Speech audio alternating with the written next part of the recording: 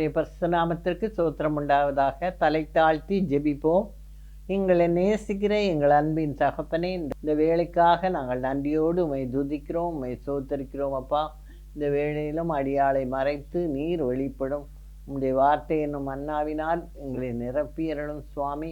பரிசுத்த ஆவியானவரையே நீர் பேசும் அப்பா. ஆண்டவரே, உம்முடைய வார்த்தைகள் ஒன்றும் வெறுமனே திரும்புவதில்லை என்று சொல்லியிருக்கிறீர். இது மக்களை உயிர்ப்பிக்கத்தக்கதாக நீர் கிருபை செய்யும்.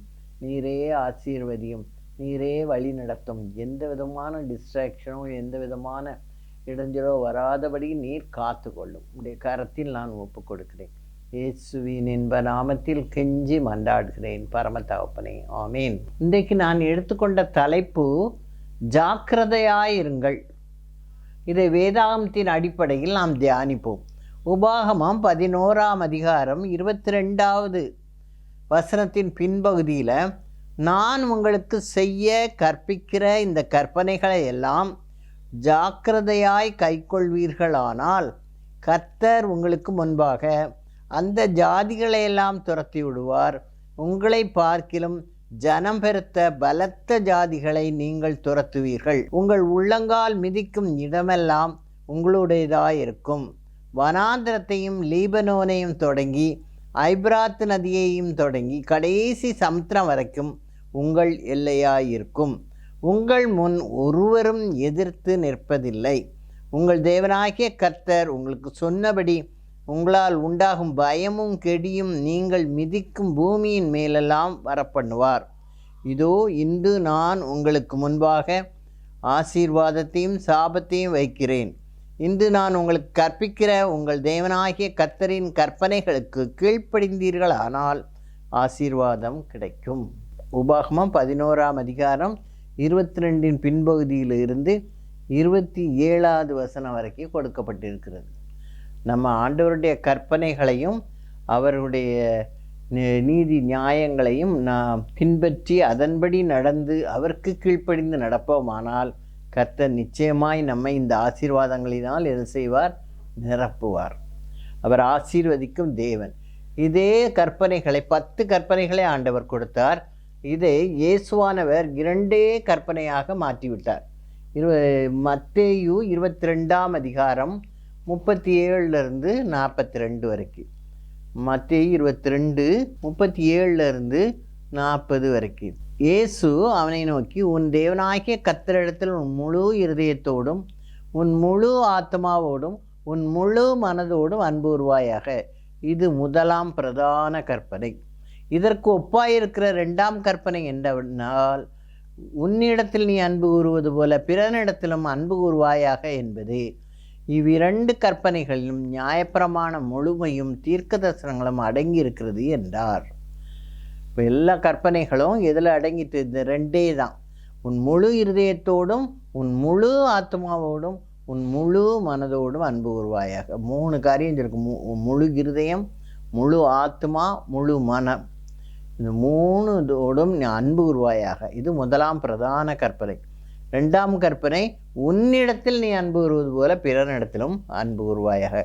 இப்படி இந்த கற்பனைகளை நாம் கீழ்ப்படிந்து நடப்போமானால் கர்த்தர் நமக்கு கொடுக்க இருக்கிற எல்லா ஆசீர்வாதங்களையும் நமக்கு கொடுக்க அவர் வல்லவராய் இருக்கிறார். நீ மிதிக்கும் எல்லையெல்லாம் உன்னுடையதாக இருக்கும் என்று சொன்ன பிரகாரம் அவர் கொடுக்கிறவராய் இருக்கிறார்.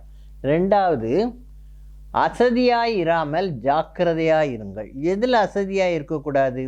தன் வேலையில் அசதியாய் இராமல் ஜாக்கிரதையாய் இருக்க வேண்டும். ரோமர் 12:11 சொல்லப்பட்டிருக்கிறது, அசதியாயிராமல் ஜாக்கிரதையாயிருங்கள், ஆவியிலேயே அனலாயிருங்கள், கர்த்தருக்கு ஊழியம் செய்யுங்கள்.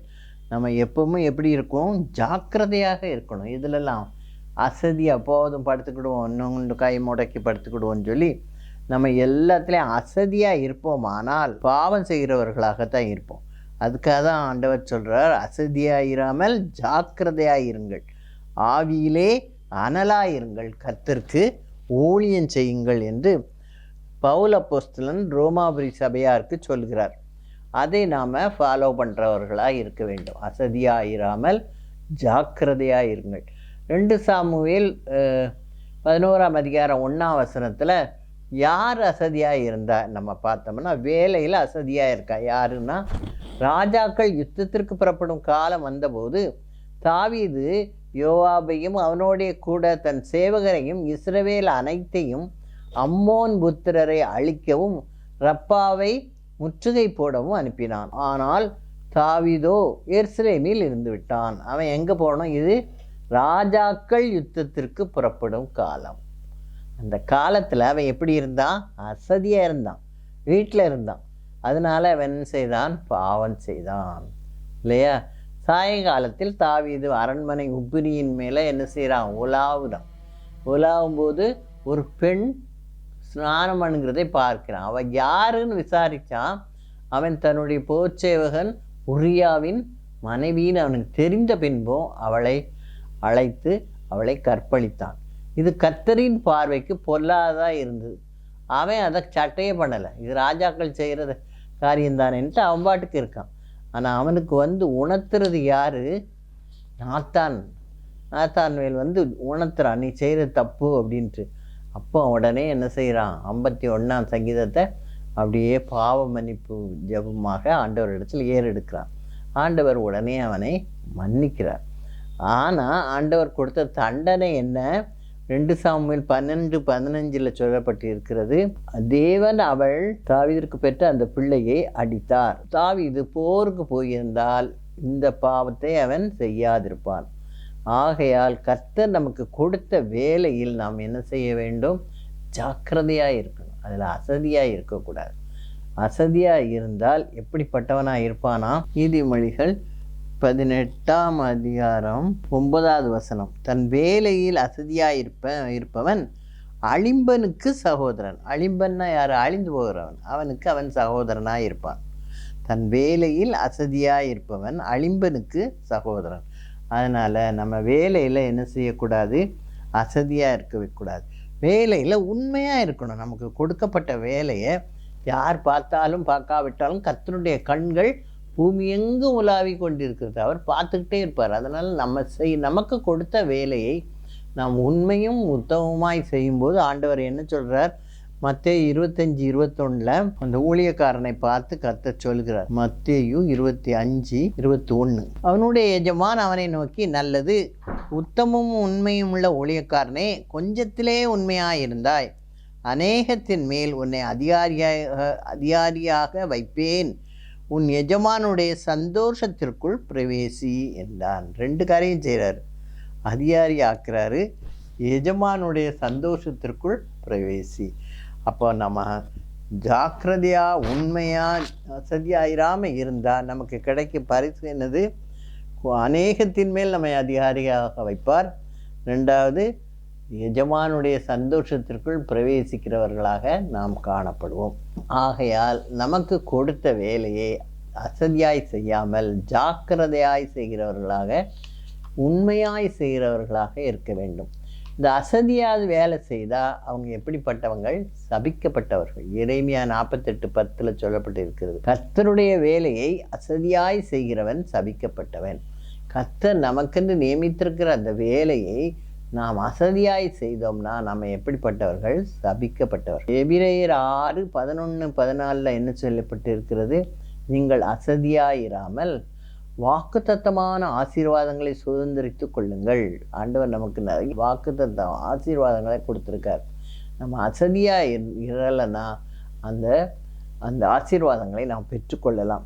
நிச்சயமாகவே நான் உன்னை ஆசீர்வதித்து உன்னை பெருக பண்ணுவேன் என்று வாக்குத்தத்தம் பண்ணினதை நாம் சுதந்திரித்து கொள்ளுவோம் இல்லையா? அதனால் நம்ம எப்படி இருக்கக்கூடாது? அசதியாக இருந்தால் சபிக்கப்பட்டவர்களாக போயிடுவோம். அதனால் அசதியாக இராமல் அவர் வாக்குத்தத்தமான ஆசீர்வாதங்களை சுதந்திரித்து கொள்கிறவர்களாக இருக்க வேண்டும். நான் உன்னை ஆசீர்வதித்து பெருக பண்ணுவேன் என்று சொன்ன ஆசீர்வாதத்திற்கு நாம் உடன் சுதந்திரவாளிகளாக இருக்க வேண்டும். 2 காரியம் பார்த்தோம். ஜாக்கிரதையாக இருக்கணும். கற்பனைகளை கை கொள்வதில் ஜாக்கிரதையாக இருக்க வேண்டும். 2வது, வேலையில் ஜாக்கிரதையாக இருக்க வேண்டும்.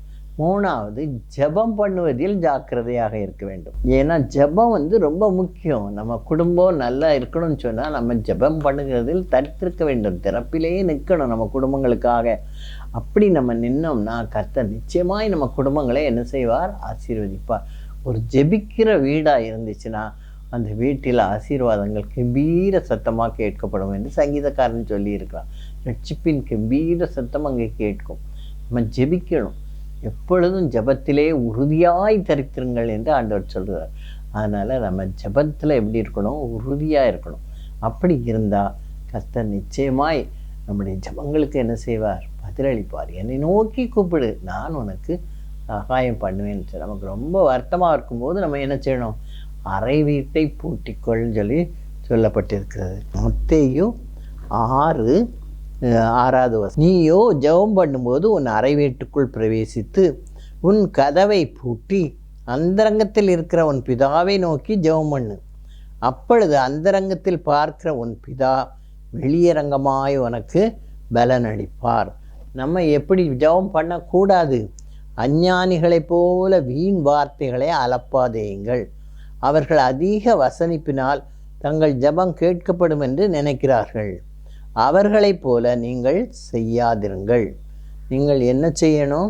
கர்த்தரை நோக்கி கூப்பிட்டு அவரிடத்தில் நம்முடைய விண்ணப்பங்களை ஸ்தோத்திரத்தோடு கூடிய ஜெபத்தினாலும் வேண்டுதலினாலும் தேவனுக்கு தெரியப்படுத்துங்கள்.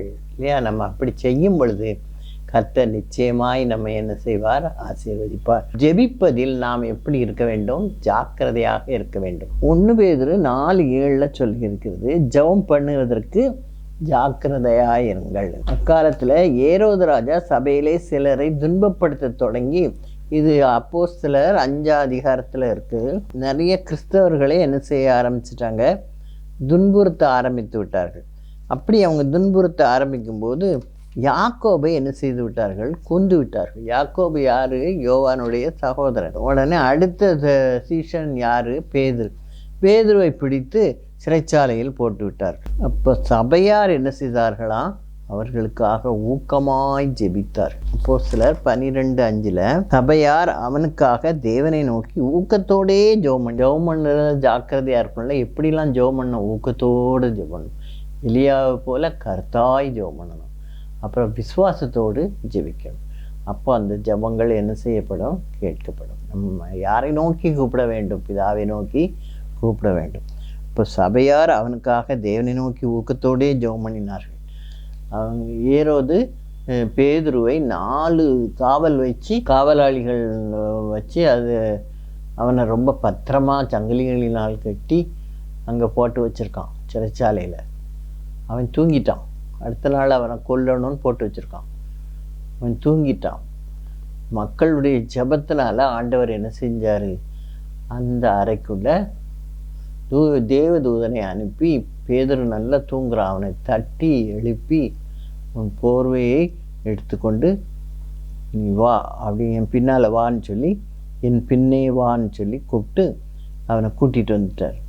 அவன் 1ஆம் காவல் 2ஆம் காவல் எல்லாத்தையும் கடந்து இரும்பு கதவண்டையிலே வந்தபோது அது தானாய் அவர்களுக்கு திறவுண்டது. அதன் வழியாய் அவர்கள் புறப்பட்டு ஒரு வீதி நெடுக நடந்து போனார்கள். அதுக்கப்புறம் தூதன் மறைஞ்சிட்டான். தூதன் மறைஞ்ச பிறகு இது தரிசனம் இல்லை, உண்மையிலேயே நடக்கு அப்படின்னு அவன் நினச்சிக்கிட்டு, சரி நமக்காக ஜெபம் பண்ணி கொண்டிருப்பார்கள் ஒரு கூட்டத்தார் அப்படின்னு சொல்லி மார்க்குவின் தாயார் வீட்டுக்கு போகிறான். அங்கே உண்மையிலே எல்லாரும் என்ன செய்கிறாங்க? ஜெபித்து கொண்டு தான் இருக்கிறார்கள். அந்த இடத்துல போய் அவன் கதவை தட்டுறான். உடனே முதல்ல சந்தேகப்படுவாங்க, அதுக்கப்புறம் பார்த்து பிரமித்தார்கள் என்று சொல்லப்பட்டிருக்கு. 16 அப்போஸ்தலர் 12:16 பேதுரு பின்னும் தட்டி கொண்டிருந்தார். அவர்கள் திறந்தபோது அவனை கண்டு என்ன செய்தார்கள்? பிரமித்தார்கள். அப்போ பேதுரு என்ன செய்கிறான்? நான் எப்படி கர்த்தர் என்னை விடுதலையாக்கினார் என்று சொல்லி அவர்களிடமிருந்து விடுதலை பெற்றுக்கொண்டு அவன் எங்கே போயிட்டான்? செசரியா நாட்டுக்கு போயிட்டான். இப்படி கர்த்தர் அவனை அந்த ஏரோதியின் கையிலிருந்து அவனை காப்பாற்றினார். அதுக்கு எது தேவைப்பட்டுச்சு? சபையாருடைய ஊக்கமான ஜெபம். அதனால் ஜெபம் ரொம்ப முக்கியம். அதனால் ஜெபத்தை அசட்டை பண்ணக்கூடாது. ஊக்கமாக ஜெபம் பண்ணணும். அப்புறம் கருத்தாய் ஜெபம் பண்ணணும். விசுவாசத்தோடு ஜெபம் பண்ணணும். அப்படி நம்ம ஜெபிக்கும் பொழுது திறப்பிலே நின்று மோசே ஜெபித்தது போல ஜெபிக்கணும். யாக்கோபை போல போராடி ஜெபிக்கணும். கர்த்தரை போல பரிந்து பேசி ஜெபிக்கணும். அப்படி நம்ம ஜெபிக்கும்போது கர்த்தர் நம் ஜெபங்களுக்கு என்ன செய்கிறார்? பதிலளிக்கிற தேவனாக இருக்கிறார்.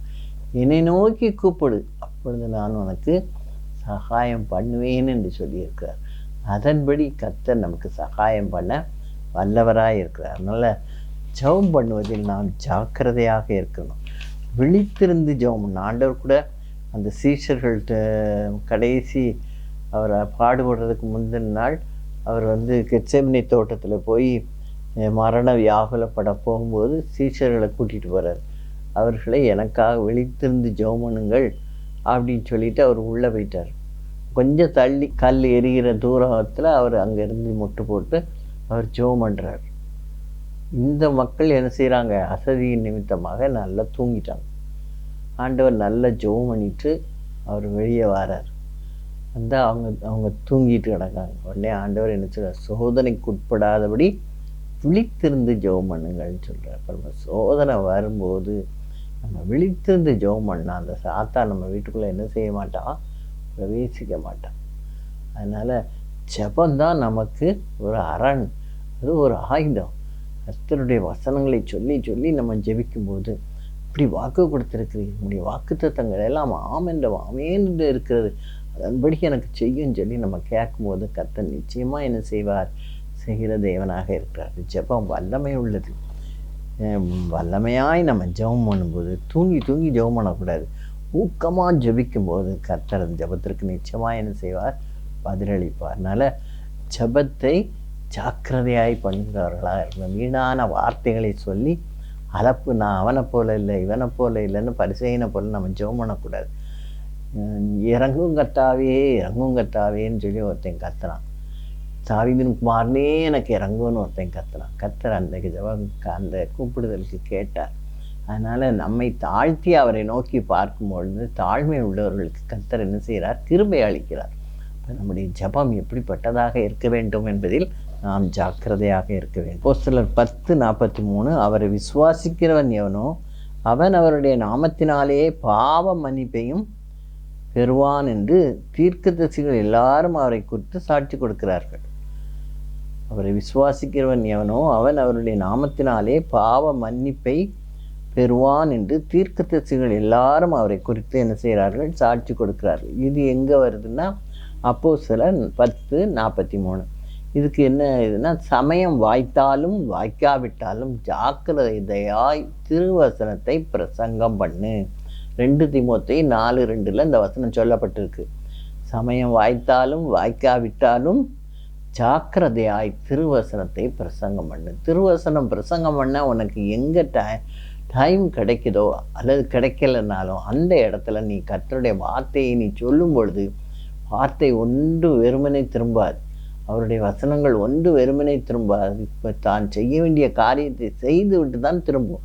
அப்போ அது அவ்வளோ பவர்ஃபுல்லானது, வல்லமை நிறைந்தது. அந்த வசனங்களை நாம் என்ன செய்யணும்? சொல்ல வேண்டும். 1 கொரிந்தியர் 9:20-27 மற்றவர்களுக்கு பிரசங்கம் பண்ணுகிற நான் தானே ஆகாதவனாய் போகாதபடிக்கு என் சரீரத்தை ஒடுக்கி கீழ்ப்படுத்துகிறேன் என்று பவுல் அப்போஸ்தலன் சொல்கிறார். நம்ம கர்த்தருக்கு முன்பாக நம்மை தாழ்த்தி மற்றவர்களுக்கு பிரசங்கம் பண்ணுற நாம் தாமே ஆகாதவனாய் போய்விடாதபடி நம்ம முன்மாதிரியான இயேசுவானவர் எல்லாவற்றிலையும் முன்மாதிரியாக இருந்தார். அப்புறம் பிரசங்கம் பண்ணுறவர்கள் மிகவும் ஜாக்கிரதையாக இருக்க வேண்டும். எல்லாரும் நம்மளை பார்ப்பாங்க, இவங்க எப்படி பிரசங்கம் பண்ணுற மாதிரி நடக்காங்களா, அவங்களுடைய வாழ்க்கை இருக்கான்னு சொல்லி கண்டிப்பாக பார்ப்பாங்க. அப்போது நம்ம அவங்களுக்கு முன்மாதிரியாக இருக்கணும். இயேசுவானவர் எல்லாவற்றிலும் முன்மாதிரியாக இருந்தார். சத்துருக்களை சிநேகிங்கள்னா அவர் சிநேகித்தார். இதாவே இவர்களுக்கு மன்னியும், தாங்கள் செய்கிறது இன்னதென்று அறியாதிருக்கிறார்கள் என்று அவர் தன்னை குத்துனவர்களுக்காக, தன்னை அடித்தவர்களுக்காக இயேசுவானவர் அந்த கடைசி நேரத்தில் கூட என்ன செய்தார்? அவர்களுக்காக மன்னிப்பு கேட்கிறார். இப்போ அப்படிப்பட்ட ஒரு உள்ளம் நமக்கு வரணும். அன்பு கூறுதல், அந்த மாதிரி ஒரு அன்பு, மன்னிக்கும் தன்மை இருந்தாலே அன்பு தன்னால் வந்துடும். அதனால் அந்த அன்பு கூறுகிறவர்களாக நாம் மாற வேண்டும். அதான் சமயம் வாய்த்தாலும் வாய்க்காவிட்டாலும் ஜாக்கிரதையாய் திருவசனத்தை பிரசங்கம் பண்ணு. பவுல் 2 தீமோத்தேயுக்கு சொல்லுகிறார். இது நமக்கும் அப்ளிகபிள் தான். அதே மாதிரி பேதுரு என்ன செய்கிறான், கொர்நேலியு வீட்டுக்கு போய் பிரசங்கம் பண்ணுறான். போய் பிரசங்கம் பண்ணும்போது கொர்நேலியு வீட்டார் எல்லாரும் அவனுடைய பிரசங்கத்தை அவளோடு கேட்டுக்கொண்டிருக்கிறார்கள். அந்த பிரசங்கத்தில் தான் அவன் இந்த வார்த்தையை சொல்கிறான், அவரை விசுவாசிக்கிறவன் எவனோ அவன் அவருடைய நாமத்தினாலே பாவ மன்னிப்பையும் பெறுவான் என்று தீர்க்கதரிசிகள் எல்லாரும் அவரை குறித்து சாட்சி கொடுக்கிறார்கள் என்ற வசனத்தை சொல்கிறார். அப்போஸ்தலர் 10:43. அந்த வசனத்தை கேட்ட மாத்திரத்திலே அந்த வீட்டில் இருந்தவங்க எல்லாரும் பெந்தேகோஸ்தே நாளில் எப்படி பரிசுத்தாவியானவர் இறங்கினாரோ அந்த நாளில் அங்கேயும் கொர்நேலியு வீட்லேயும் பரிசுத்தாவியானவர் இறங்கினார். உடனே அவங்களுக்கு பேதுருக்கே ஆச்சரியமாயிடுச்சு, பேதுரு கூட வந்தவர்களுக்கும் மிகவும் ஆச்சரியமாயிடுச்சு. புறஜாதியார் மேலும் பரிசுத்தாவியானவர் இறங்குறாரே அப்படின்னு சொல்லி. ஏன்னா கொர்நேலியு புறஜாதியான், அவன் யூதன் கிடையாது. அப்போ அவனுக்கு மேலேயும் பரிசுத்தாவியானவர் இறங்குறாரே, அவங்களும் பல பாஷைகளை பேசி தேவனை புகழுகிறதை கண்டு யாவரும் என்ன செய்கிறார்களாம், ஆச்சரியப்பட்டு பிரமித்தார்கள். இதை யோவேல் 2:28 சொல்லியிருக்கிறது, நான் மாம்சமான யாவர் மேலும் என் ஆவியை ஊற்றுவேன். இந்த ஆளுக்கு அந்த ஆளுக்குன்னு சொல்லல ஆண்டவர், யார் தாகமுள்ளவன் மேல் என் ஆவியை நான் ஊற்றுவேன்னு சொல்லியிருக்காரு. அதே மாதிரி நான் மாம்சமான யாவர் மேலும் என் ஆவியை ஊற்றுவேன் என்று யோவேல் தீர்க்கதரிசி சொல்லியிருக்கார். அந்த இது பேதுருவின் பிரசங்கத்தின் போது அந்த மக்கள் பெற்றுக்கொண்டார்கள். அதனால் நம்ம பிரசங்கத்தை ஜாக்கிரதையாய் பண்ணுகிறவர்களாயிருக்கும். சமயம் வாய்த்தாலும் வாய்க்காவிட்டாலும் திருவசனத்தை என்ன செய்யணும், ஜாக்கிரதையாய் பிரசங்கம் பண்ண வேண்டும். நம்ம பிரசங்கம் பண்ணுகிற ஒவ்வொரு வார்த்தைகளும் கர்த்தருடைய சந்நிதியிலிருந்து வர வேண்டும், அவருடைய வார்த்தையாக இருக்க வேண்டும். சொந்த கதை சோக கதை பேசுகிறதுக்கு பிரசங்கம் கிடையாது. நல்ல பிரசங்கம் எப்பவுமே மக்களை உயிர்ப்பிக்கக்கூடிய வார்த்தைகளை நாம் பேசுகிறவர்களாக இருக்கணும். அது அவர்களுக்கு பரிசுத்தாவியை உணர்த்துதலை கொடுக்கிறதாக இருக்க வேண்டும். கடைசியாக நீ ஜாக்கிரதையாக இருந்து மனந்திரும். அப்போஸ்தலர் 14:15 பின்பகுதியில் மனுஷரே யாவற்றையும் உண்டாக்கின ஜீவனுள்ள தேவனிடத்திற்கு திரும்ப வேண்டும் என்று உங்களுக்கு பிரசங்கிக்கிறேன். பவுல் அப்போஸ்தலனும் பர்னபாவும் இக்கோனியா பட்டணத்து மக்களுக்கு பிரசங்கிக்கிறார்கள். யாவற்றையும் உண்டாக்கின ஜீவனுள்ள தேவனிடத்திற்கு நீங்கள் திரும்ப வேண்டும். எப்படி மனம் திரும்ப முடியும் அப்படின்னு சொல்லி அவங்க கேட்குறாங்க. கேட்கும்போது நம்ம பாவங்களை என்ன செய்யணும், அறிக்கையிடணும். இயேசு கிறிஸ்துவின் இரத்தத்தால் என்ன செய்யப்பட வேண்டும், கழுவப்பட வேண்டும். அவருடைய இரத்தம் சகல பாவங்களையும் நீக்கி நம்மை சுத்திகரிக்கும் என்று 1 யோவான் 1:9 சொல்லப்பட்டிருக்கிறது. அதனால் நம்ம அந்த வசனங்களெல்லாம் நினைத்து நம்ம பாவங்களை அறிக்கையிட வேண்டும். பாவங்களை மறைக்கிறவன் வாழ்வடைய மாட்டான், அதை அறிக்கை செய்து விட்டு விடுகிறனோ இரக்கம் பெறுவான் என்று சொல்லப்பட்டிருக்கிறதுனால நம்ம கண்டிப்பாக ஆண்டவரிடத்தில் நம்ம அறிக்கையிடணும். அறிக்கையிட்டு அவருடைய இரத்தம், அவர் நமக்காக இரத்தம் சிந்தி நம்மை மீட்டு இருக்கிறார். பாவத்தினின்று அவர் மீட்டு வைத்திருக்கிறார். அந்த இது அவர் கையில் இருக்குது. நம்ம பாவத்தை அறிக்கையிட்டால் அவர் அந்த மீட்பை நமக்கு கொடுப்பார். அந்த மீட்பு நமக்குள்ளே வரும்பொழுது நாம் ரட்சிப்படைந்தவர்களாக மாறுவோம். நாம் ரட்சிக்கப்பட்டவர்களாக மாறும்போது பரிசுத்த ஆவியானவர் நமக்குள்ளே வருகிறார். அப்பொழுது நாம் விசுவாசிகளாக மாறுகிறோம். விசுவாசிகளாக மாறுகிற எல்லாருமே ஆபிரகாமின் பிள்ளைகள். யாரெல்லாம் விசுவாசிகளாக மாறுகிறார்களோ அவர்கள் எல்லாரும் ஆபிரகாமின் பிள்ளைகளாக மாறுகிறார்கள். அதைத்தான் ஆண்டவர் சொல்கிறார். எல்லா பாவங்களையெல்லாம் நமக்கு நீக்கி ரட்சிப்பு பெற்றவர்கள் கிறிஸ்துவின் விசுவாசிகளாகின்ற விசுவாசிகள் ஆபிரகாமின் பிள்ளைகளாகிறோம். ஆகையால் நம் மூலம் சகை வீட்டுக்கு என்ன இந்த வீட்டுக்கு ரட்சிப்பு வந்ததுன்னு சொல்ல, சகை தான் ரட்சிக்கப்பட்டான். நான் செஞ்சதெல்லாம் நான் யார்கிட்டெல்லாம் வாங்கினேனோ நாளத்தனையாய் திரும்ப கொடுக்குறேன் அப்படின்னு சொல்கிறான். நான் ஆஸ்தியில் பாதியை ஏழைகளுக்கு கொடுக்குறேன்னு சொல்லலாம். அப்படி உணர்வடைந்தவனாக அவன் தான் அறிக்கையிடுறான். ஆனால் ஆண்டவர் என்ன சொல்கிறார், இந்த வீட்டுக்கு ரட்சிப்பு, இந்த ஒருவர் நிமித்தம் அந்த வீட்டுக்கு ரட்சிப்பை கொடுக்க ஆண்டவர் வல்லவராக இருக்கிறார். அப்போ ரட்சிப்பை பெற்றவர்கள் ஞானஸ்நானம் பெற்று அவருடைய மந்தையில் சேருகிறவர்களாக மாறுகிறார்கள். அப்படி அவர்கள் கிறிஸ்துவர்களாக கிறிஸ்துவின் போதனையின்படி நடந்து இறுதியில் நித்திய ஜீவனையும் நித்திய ஜீவ கிரீடத்தையும் பெற்று அவரோடு கூட என்றென்றைக்கும் வாழும் பரலோகத்தில் அவரோடு கூட ஜீவிக்கிறவர்களாக நாம் மாறுவோம். அதனால் நாம் என்ன செய்ய வேண்டும்?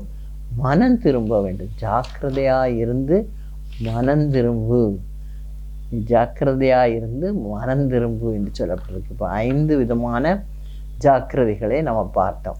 முதலாவது, கற்பனைகளை ஜாக்கிரதையாய் கை கொள்ள வேண்டும். அப்படி கை கொண்டால் நமக்கு என்ன கிடைக்கும்? கர்த்தர் சொல்லி இருக்கிற ஆசீர்வாதங்கள் நமக்கு கிடைக்கும். 2வது, அசதியாக இராமல் ஜாக்கிரதையாக இருக்கணும். வேலையில் அசதியாக இருக்கக்கூடாது. கர்த்தருடைய வேலையை அசதியாய் செய்கிறவன் சபிக்கப்பட்டவன். அவன் அசதியாக இருந்தால் ஆசீர்வாதங்களை பெற முடியாது. அசதியாக இராதிருந்தால் ஆசீர்வாதங்களை பெறலாம். 3வது, ஜெபம் பண்ணுவதற்கு ஜாக்கிரதையாக இருக்க வேண்டும். எப்படி ஜெபம் பண்ண வேண்டும்? கரெக்டாய் ஜெபம் பண்ண வேண்டும். ஒருமனப்பட்டு ஜெபம் பண்ண வேண்டும். விசுவாசத்தோடு ஜெபம் பண்ண வேண்டும். கர்த்தரை நோக்கி கூப்பிட்டு ஜெபிக்கிறவர்களாக இருக்கணும். தாழ்மையோடு ஜெபிக்க வேண்டும். அப்படி நம்ம ஜெபிக்கும்போது திறப்பிலே நின்று மோசையை போல ஜெபிக்கணும். அப்படி நம்ம ஜெபிக்கும்போது கர்த்தரிடத்திலிருந்து நன்மையை நாம் பெறுகிறவர்களாக இருப்போம். அடுத்தாப்புல, ஜாக்கிரதையாய் திருவசனத்தை பிரசங்கம் பண்ணு. பிரசங்கம் பண்ணும்போது திருவசனத்தை எப்படி பண்ணணும்? ஜாக்கிரதையாய் பண்ணணும். அதை கேட்கிறவர்களுக்கு பரிசுத்த ஆவியை ஆண்டவர் என்ன செய்கிறார்? கொடுக்கிறவராக இருக்கிறார். 5வது, ஜாக்கிரதையாய் இருந்து மனம் திரும்பும். மனம் திரும்பினால் என்ன செய்வீர்கள்? ரட்சிக்கப்படுவீர்கள். ஆண்டவர் மீட்பை வைத்திருக்கிறார். அவரிடத்தில் அந்த மீட்பை பெறும்பொழுது நாம் ரட்சிப்பின் சந்தோஷத்தை பெற்றுக்கொள்வோம். ரட்சிப்பின் சந்தோஷத்தை பெற்றுக்கொள்ளும் பொழுது நாம் என்ன செய்வோம்? ஜீவ கிரீடத்தை, நித்திய ஜீவனை சுதந்திரித்து கொண்டு அவரோடு கூட ஜீவிக்கும்போது அவர் நமக்கு அந்த ஜீவ கிரீடத்தையும் கொடுத்து அவர் எங்கே இருக்கிறாரோ அந்த இடத்திலே நமக்கும் ஒரு ஸ்தலத்தை ஆயத்தம் பண்ணி வைத்திருக்கிறார். அதனால் நாம் அந்த இடத்திற்கு போவதற்கு தகுதியுடையவர்களாக மாறுவோம். அதனால் எல்லாவற்றிலும் நாம் ஜாக்கிரதையாக இருப்போம். தேவன் கற்பித்தபடி கற்பனைகளை ஜாக்கிரதையாக கை கொள்ள வேண்டும். வேலையில் அசதியாக இருக்கக்கூடாது. ஜெபம் பண்ணுறதில் அசதியாக இருக்கக்கூடாது. திருவசனத்தை பிரசங்கம் பண்ணுவதற்கு ஜாக்கிரதையாக இருக்க வேண்டும்.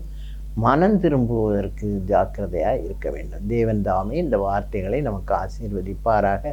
தலை தாழ்த்தி ஜெபிப்போம். எங்களை நேசிக்கிற எங்கள் அன்பின் தகப்பனே, இந்த வேலைக்காக நாங்கள் நன்றியோடு உம்மை துதிக்கிறோம் அப்பா. இந்த வேளையிலும் கர்த்தாவே உம்முடைய சத்தத்தை கேட்ட ஒவ்வொருவருக்கும் நீர் பேசியதற்காக மக்கள் நன்றி அப்பா. ஜாக்கிரதையாக இருக்க எங்களுக்கு நீர் கற்றுக் கொடுத்திருக்கிறீரப்பா. உடைய கற்பனைகளை கை கொள்ள ஜெபிப்பதற்கு எல்லாவற்றிற்கும் நாங்கள் ஜாக்கிரதையாக இருக்க, வேலையில் அசதியாக இராமல் ஜாக்கிரதையாக இருக்க தேவரீர் கிருபை செய்யும். கொஞ்சத்தில் உண்மையாயிருந்த அதிகத்தின் மேல் உன்னை அதிகாரி ஆக்குவேன் என்று சொல்லி, ஜமானினுடைய சந்தோஷத்திற்குள் பிரவேசி என்று சொல்லி எங்களை அனுப்புகிறீரப்பா. ஆண்டவரே, நாங்கள் மனம் திரும்புவதற்கு ஜாக்கிரதையாக இருக்கும் பொழுது எங்களுக்கு நித்திய ஜீவனையும் நித்திய ஜீவ கிரீடத்தையும் கொடுத்து எங்களை ஆசீர்வதிக்கிறீரப்பா. அன்பின் தகப்பனே, எப்பொழுதும் கர்த்தாவே கிறிஸ்துவுக்குள் எங்களை திடப்படுத்தி கொள்ள நீர் கிருபை செய்யும். ஜாக்கிரதையாக இருந்து எல்லா காரியங்களையும் கர்த்தருக்கு பிரியமானபடி நடத்த எங்களை கிருபையாய் காத்து கொள்ளும் அப்பா. இந்த செய்தியை கேட்ட ஒவ்வொருவரும் வெளிப்படைந்து தங்களை பரிசுத்தப்படுத்தி கொள்ள தேவரீர் கிருபை செய்யும். இயேசுவே ஆசீர்வதியும். கிராஸ் டிவிக்காக ஜெபிக்கிறோம். அதற்கென்று உழைக்கிறவர்கள், அதை நடத்துகிறவர்கள் எல்லாரையும் உடைய இரத்த கோட்டைக்குள்ளேயே மூடிக்கொள்ளும். சத்ருவினுடைய முகத்துக்கு நேர் மறைத்தரணும். தொடர்ந்து எல்லாரையும் நேர் ஆசீர்வதித்து வழி நடத்தும். இயேசுவின் இன்ப நாமத்தில் கெஞ்சி மன்றாடுகிறோம் பரம தகப்பனே, ஆமீன். இதுவரைக்கும் ஜாக்கிரதையாய் இருங்கள் என்ற தலைப்பில் தியானித்தோம். தேவன் தாமே நம்ம ஒவ்வொருவரையும் ஆசீர்வதித்து வழி நடத்துவாராக. God bless you all.